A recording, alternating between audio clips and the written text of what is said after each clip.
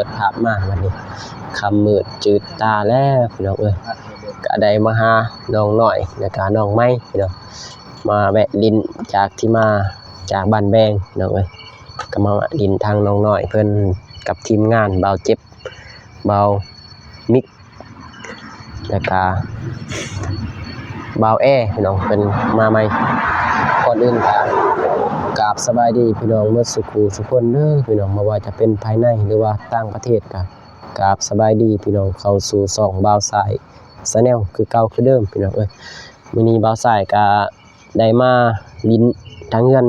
น้องน้อยแล้วก็น้องไม้พี่น้องเอ้ยมื้อนี้นี่อยู่เฮือนเพิ่นค่ำมืดแล้วพี่น้องบ่าวสายบ่ทันกลับเฮือนเพราะว่าใกล้ๆพี่น้องเดี๋ยวบ่าวสายกลับไปเพราะว่ามันบ่ใกล้อยู่บ้านเดียวพี่น้องเอ้ยก็เลยมาแวะลิ้นมาเป็นภาระให้น้องเพิ่นแต่ว่ามื้อนี้มีโมเมนต์นึงอีกเพิ่นเอ้ยเข้ามาก็เลยบ่าวสายก็เลยเข้ามาถ่ายพี่น้องมีทั้งครูนึงอีกพี่น้องว่ามันจะเป็นครูแต่ว่าครูเบาโกนี่สิเป็นครูเบาเจ็บพี่น้องเอ้ยเดี๋ยวไปเข้าไปหาทีมงานเฮาเลยพี่น้องสบายดีเด้อเบามิกแล้วก็เบาแอนะครับสบายดีเด้อวันนี้มาลิ้นกับน้องไม้พาเบาเจ็บมาพี่น้องเพราะว่าเบาเจ็บเพิ่นมาคนเดียวย่านอันตรายสบายดีเด้อเบาเจ็บน้องไม้บ่แม่นย่านบ่กล้ามื้อดึกเลยเด้สินอนก็เลยมาแวะลิ้นอยู่นี่สินอนเพื่อนบามิกพี่น้องบามิกเลยนอนอยู่เพื่อนบามิกอันนั้นเป็นมื้อเช้าเป็นครูครั้งแรกมื้อเช้าเข้ามาแต่เช้าเลยมื้ออื่นมาเฮ็ดหัวแม่นเฮ็ดหัวให้น้องเฮ็ดหัวให้น้องไม้เพราะว่ามื้ออื่นเพราะว่ากับน้องน้อยเพิ่นนี่ทีมงานทำบ่ทันเมื่อพี่น้องอัปเดตตลอดเลยจนกว่า FC สิเบื่อพอเฮ็ดเวียกเลยเฮ็ดเวียกเฮ็ดงานพี่น้องเอ้ยก็ขอโทษขออภัยนี่ก็เป็นครูฮักใหม่อีกพี่น้องอะไรก็ครูฮักใหม่บ่นี่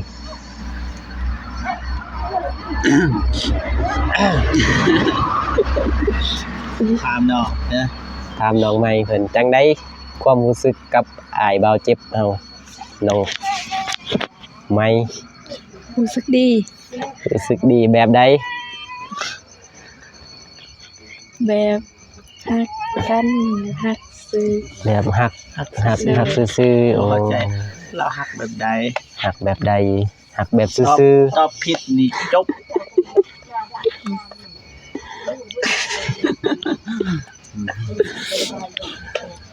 ตายนะมือสิตอบแบบไอ้น้องก่อนก็ได้ให้เฮานับถือแบบเป็นน้องเป็นลุงเป็นลุงก่อนพี่น้องเพราะว่าน้องเพิ่นยังพันใหญ่เนาะต้องรอรุ่นน้องเพิ่นใหญ่อีกแต่ว่า FC เชียร์อยู่พี่น้องทั้งสองคนเพิ่นสมหวังอีกเสีย2คู่เลยพี่น้องแต่ว่าเสียแบบโมเมนต์แบบให้ระมัดระวังพี่น้องญาติว่าเขาอันนั้นน่ะคือ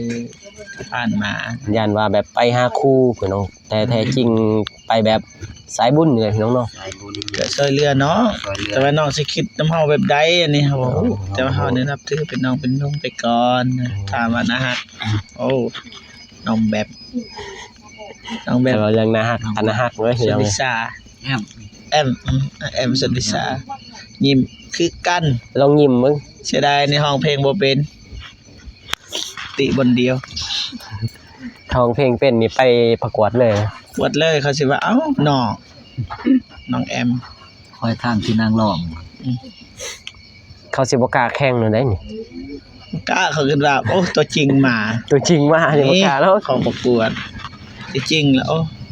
จริงแล้วเราประกวดได้ที่1เลยช่วงนั้นโดยยินน้องเพิ่นเราประกวดกับแม่ได้ที่1แม่ได้ที่2เกือบได้ที่2แล้วให้ที่1พอน้องเพิ่นให้คะแนนยอมเด้อ อย่าถือซาเว้าหยอกเว้าม่วน หยอกเด้อ ไปนั่นแหละ โอ้ยโย หายบ่เป็นแต่เขาหายเนาะ มีแต่เคินมีแต่เบาเจ็บหายน้องเพิ่น หายเด้อ แต่ว่าน้องเพิ่นบ่หายบ่เครียดพี่น้องเคินๆอ้ายๆพี่น้องแฮงทีมงานเอาเขามาลายแฮงเคินพี่น้อง แน่หนาวๆเลยเด้อ เริ่มหนาวแล้วเพราะว่าจักโมงเลยนี่7โมงเนี่ย 18 โมง 18โมงก็ถือว่ารบกวนน้องเพิ่นนะพี่น้องน้องเพิ่นหนาวเด้เบาเจ็บเด้แก่เสื้อออกเลย นั่งกันหนาวพุ่นและเสื้ออีกครับ ที่เราสิถอดเสื้อให้ว่าบ่เจ็บกันหนาว ไก่คันอยู่เขตเฮานี่เอาให้เลย แต่ว่าอยู่นี่ก็ถ้าน้องเพิ่นหนาวเพิ่นก็น่าสิดูแลตัวเองได้แต่ว่าอยู่ใกล้นี่ไปทางบ้านบ่เจ็บสิส่วนสิคอมน้องเพิ่นไปเข้าดาวนำกัน เขาดาวอีก เข้าดาวเพิ่นน่ะอยู่บ้านนะมี ได้บ่ บ่ตูนน้องบองบ่ฮู้อันนี้ครับบ่ฮู้ถ้าอยากว่าให้ชวนไปบ่ถ้าแม่อนุญาตให้ไป บ่เคยไปไกล การแรกยังว่าไปบ่ ห้ามเข้า ถ้ายังว่าพ่ออนุญาตเด้ไปบ่ ไปอยู่ไป ไปอยู่ไป ว่าแบบบ่เต็มร้อยเนาะ มาเต็มร้อย มีแต่ตาฮอดมือพุ่นแหละ ไปก็บ่เป็นหยัง โดยครับบังคับน้องบ่ได้ตามที่เพิ่นสะดวก FC เดาเลย เอาส่วนมาส่วนไปขนาดนี้แต่ว่าเฮาอีต้นน้องพุ่นนี่ โดย ต้นบอนหนึ่งก็คือส่วนนี้ทั้งที่ว่าเฮือนก็แล้วบ่ทันแล้วแต่ว่าเห็นน้องเพิ่นอาบน้ำแบบนั้นน่ะนะ โอ้ เห็นน้องเพิ่น ห้องน้ำก็ยังบ่ทันมีเนาะ บ่มีห้องน้ อาบแบบว่า ำกลางคืน กลางคืนเอากลางเว้นนี่อาบบ่ได้เลย บ่ได้ เพราะว่ามันแคมทางอีก แม่กลางเว้นอีกอยากทายอีกแล่นถ้าเจ็บท้องแล่นบ่ทันบัดนี้เดี๋ยวไหนบัด บ่อยากนึกภาพเลยเนาะ อยากนึกภาพเด้อส่งนี่โอ้กดทิปเลย พี่น้องเอ้ยไก่ต้นน้อง เพิ่นยังว่ามีห้องน้ำนะ โดย แต่ว่าทุกข์ก็ถ้ามีห้องน้ำนี่ก็ถือว่าบ่ทุกข์เลยนะ โอเคนั่น โอ นี่ เคนิดนึงเพราะว่า พอได้อาบพอได้ พอได้อาบพอได้ถ่ายเนาะมันก็ถือว่าห้องน้ำนี่ก็คือว่าบอลสนุกอีกบอลหนึงเลยถ้ามีนี่ มันจะซอยอยู่ โดย ก็เฮาก็ปล่อยมีเงิน ยังบ่ทันมีเงิน มีอยู่มีบ่หลาย เดี๋ยวาเรื่องเสียบ่มีอีดีก็มีเนาะแต่ว่าบ่หลาย เอาตูนพี่น้องหยุดคลิปก่อนก็ได้ โอเค พี่น้องเงียบเงาบาดนี้เพราะว่ามันดึกมันดื่น เงียบ เลย เงาบ่ เงียบเงา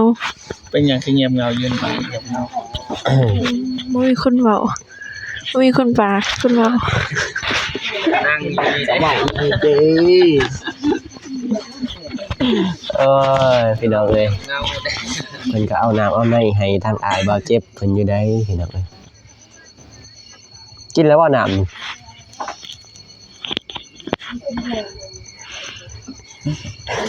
กินเรียบร้อย กินเรียบร้อย ก็กินข้าวบางอย่างกินละ บ่จีก็ได้ เดี๋ยวให้เพิ่นหา น้ำหยอก เป็นคนอารมณ์ดีพี่น้องดีแหละอย่าถือสากันเด้อพี่น้อง ทายเลยได้เว้าได้เลยเพราะว่าอันนั้นวางโฆษณานำเลย โอเค รวมกันเลยมาขึ้นมา ขึ้นมาบ่าวมิกนั่งเล่าเรื่องสิงม่วน มาอ้ายมา มานั่งเล่าเรื่องกันนี่ รวมกัน ร่วมกันครับเพราะว่าดึกมันดื่นนะพี่น้อง ถ้าบ่โดนแล้วก็สิได้มีเงินจะเงินไหม เมื่อยยังนี่เด้ไก่จะนอนมานอนเนี่ยครับให้นอนป่ะ ไหน บ่ได้อาบน้ำเลยการอาบ อาบน้ำก็ได้เอาแม่นสิได้ไปเฮ็ดเวยกเฮ็ดงาน มีแต่ไปอันนั้นเนาะ ดึกหมดเลยสิได้เมื่อยอยู่น้ำนองใหม่ก่อนลมเราเรือง บ่ขาดเพื่อนบ่มี น้องไม่ถอนหายใจเลยว่ะ ได้ป่ะ อยู่ได้อยู่ได้ หวานเกินคุณนี่พี่น้องเอ้ย เราสินั่งเนี่ย บ่าวแอพี่น้อง อ้ายมีครอบครัวแล้วบ่ มาส่งครูหัก มีลูกจักคน 4 4คนเลยปัดเท่าขยันเด้อเนาะ พี่น้องเอ้ย เก่งๆเนาะ เก่งเนาะ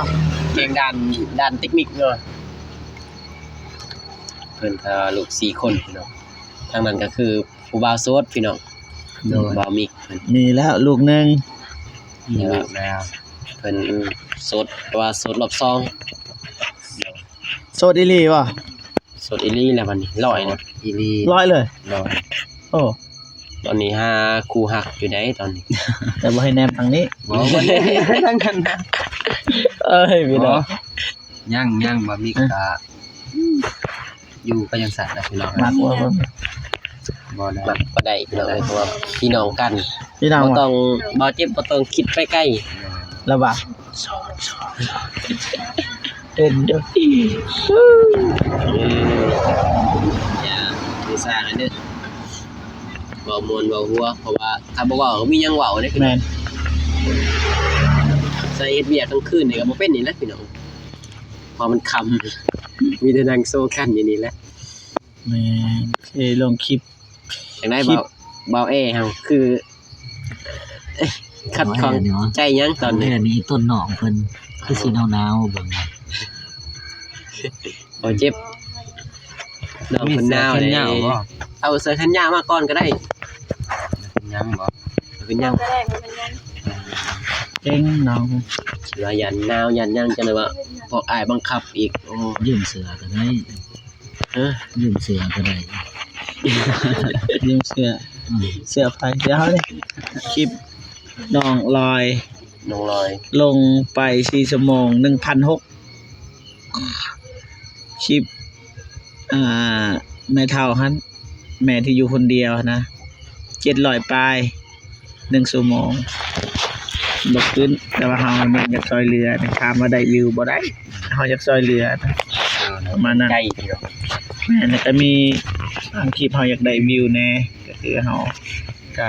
ไปหาน้องบอกอีหยังนะตามมาเฮาได้ไปซอยเฮาก็บ่ได้ไปซอยแต่ว่าถ้าอยากได้คลิปแน่เพราะว่าวิวน้องเพิ่นดีอะนะหลังจากนั้นเฮาก็ไปซอยเรืออีกเพราะว่าในการเดินทางของเฮาก็มีการใช้จ่ายเด้เฮาต้องหาวิวแน่ให้เฮามีรายได้นะบ่ได้ซื้อน้ำมุกน้ำมันถามว่าอยากซอยบ่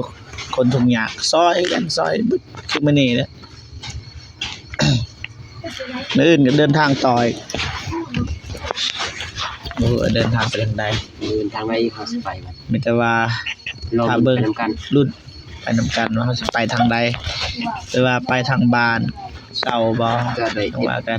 จะได้อัปเดตให้เห็นทุกมื้อ แม่นไหมเอาไปทุกมื้อเลย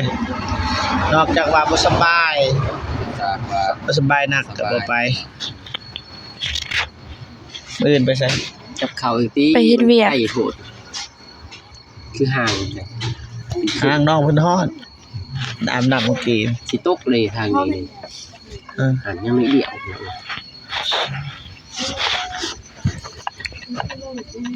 บอกเฮานี่มีหมู่ครัวพี่น้องเจอครูหักวันแววบัดนี้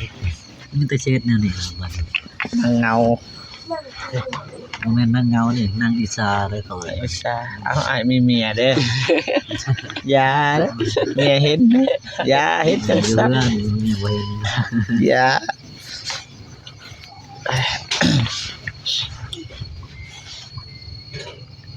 นั่งลิ้นนั่งนี่แหละลมกันแบบนี้แหละทางบ้านเฮาลมกันเนี่ยแบบนี้เด้ถ้าในเมืองเนี่ยพุ่นนั่งลมกัน ไปนั่งอยู่ห้านบ่นั่งกินเอาเลยทางบ้านเฮาได้นักสินั่งกินกันไปลมกันน่ะนั่งซื่อแบบนี้เด้มีกอกในปั้น นี่เด้ กู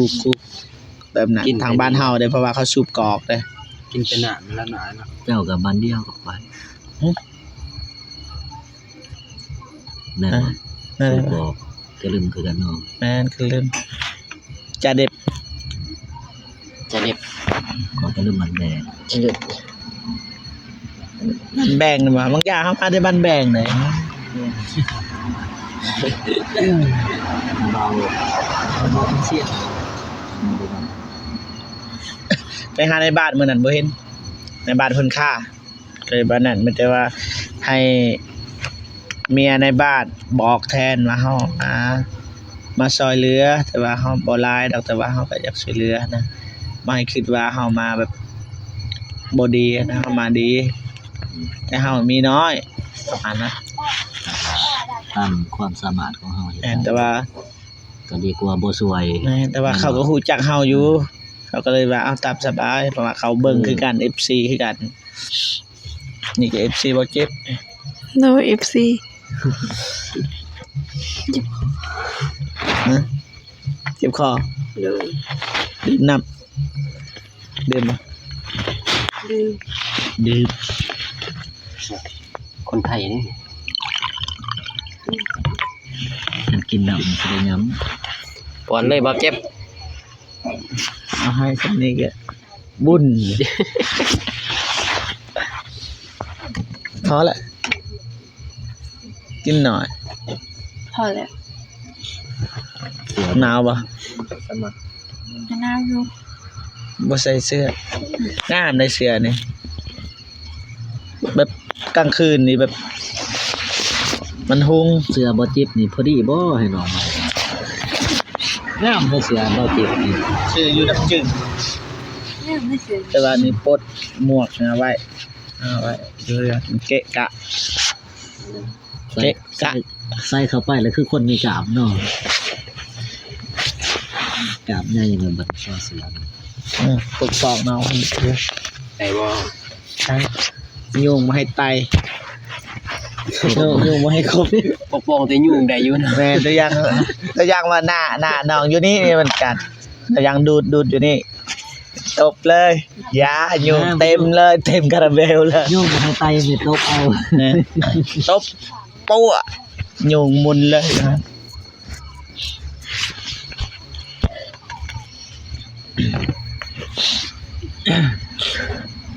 จังนาทีเลยจังนาที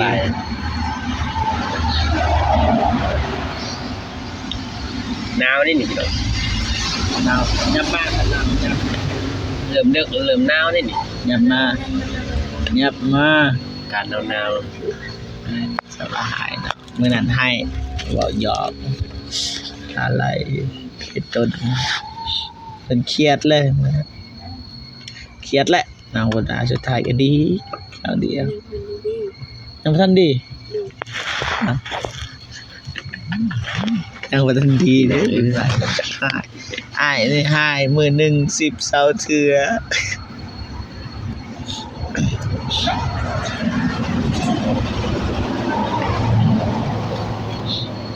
ลงแล้วบ่คลิปได้จักคลิปมื้อนี้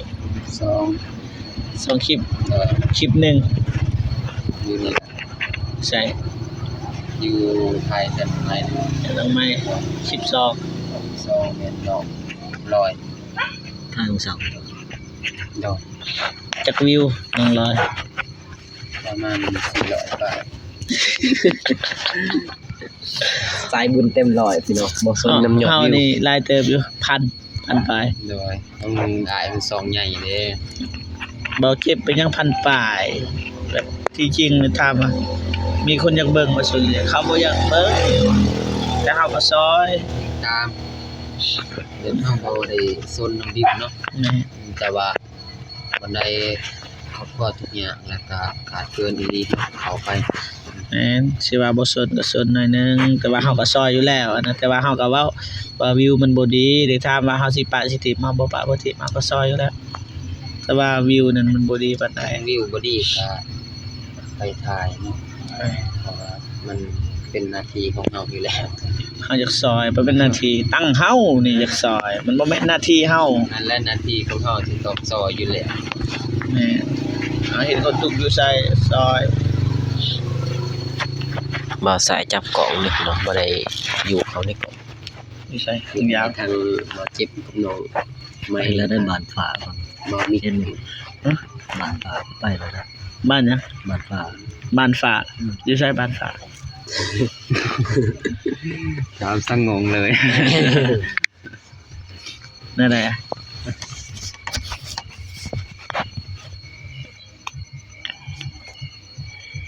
คำมืดแนมเบิ่งทางใดก็คือแบบตานูนี่นะ เหลื่อมตา เหลื่อมตาบ่มีหยังไงว่าวันนี้เนาะมีแต่สิได้ขอตัว บานฟ้าอันนี้บานแดงTikTok บานดำ อ๋อ Facebook บานฟ้า YouTube บานแดง TikTok บานด บานดำ ำไผพาเว้า ประจาหอกนั่นนะ ไผหอ อยู่ในไลฟ์สดก็หอกนั่นนะเอาบอกบ่ได้มันผิดสมิทก็บ่ฮู้ดอกบ่ฟ้าหอกไป บ่เข้าใจงง โอเคเลยนี่ เด้อ มีแต่มีหยังเว้าเลยดิสิได้ให้ อยู่จังซี่แหละ ฮะ อยู่จังซี่นั่นจังซี่ว่านั่งลบกันแบบนี้แหละ เพื่อสิได้ฟัง มีแต่ จนโทรศัพท์สิตายข้างเลย มีแต่สิจบคลิปนะให้ทั้งสองคนจบไปเลยเพราะว่าบ่อยากเนาะเปลี่ยนกล่องเปลี่ยนหยัง อาบน้ำอาบใน เฮาก็เฮ็ดงานมืดๆของเอง งานเมื่อย ทาง ไปขี่รถไป ลาวขนมเนาะ โอเค น้ำเฮียน พ่อพี่น้องเนาะบ่าวเจ็บสิจบคลิปให้บ่าวทรายเนาะ อีกรอบพี่น้อง ยังได้ก็ขอบคุญขอบคุณนะผู้ใหญ่ใจบุญทุกท่านว่า FC ทุกท่านที่เข้ามาเบิ่งมาชมคลิปของบ่าวทรายเนาะขอให้พ่อพี่น้องจงมีแต่ความสุขสุขภาพแข็งแรงขอให้อายุมันคนยืนนะความเจ็บบ่ให้ได้ความไข้บ่ให้มีปรารถนาสิ่งใดขอให้ได้สิ่งนั้นเด้อสาธุโอเคพอๆกันมื้ออื่นว่าอยู่ไสที่ใด